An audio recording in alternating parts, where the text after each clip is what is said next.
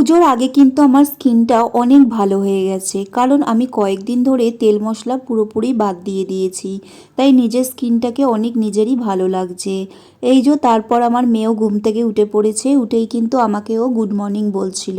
ক্যামেরার সামনে আসলে কিন্তু আমার মেয়ের আবভাব একদম চেঞ্জ হয়ে যায়।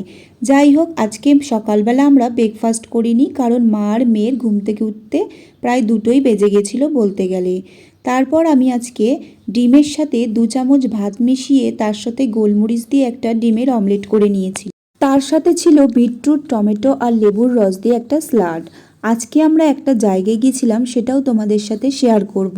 আজকে আমার হাজবেন্ড বিকালবেলা অফিস থেকে তাড়াতাড়ি চলে এসেছিল, তাই আমরা একটু পাহাড়ের দিকে ঘুরতে গেছিলাম। পুনেতে কিন্তু ছোট ছোট পাহাড়ে ভর্তি, কিন্তু পাহাড়ে যাওয়া মাত্রই একটা মজার জিনিস চোখে পড়লো, যেটা কিনা লোভ সামলাতে পারিনি। আসলে যে কোনো মেয়ে হলেই এই জিনিসগুলো দেখলে আর লোভ সামলাতে পারে না। গাছ ভর্তি তেঁতুল হয়েছিল, কিন্তু অনেক উঁচুতে থাকায় পারতে পারছিলাম না। তাও আমার হাজবেন্ড অনেকটা লাফিয়ে কয়েকটা পেরে দিয়েছিল আমাকে। পুনেতে কিন্তু অনেক ছোট ছোট পাহাড় রয়েছে, যেগুলো দেখতে খুবই ভালো লাগে। আজকে আমারও অনেক দিন পর এসব জায়গায় এসে বেশ ভালোই লাগছে।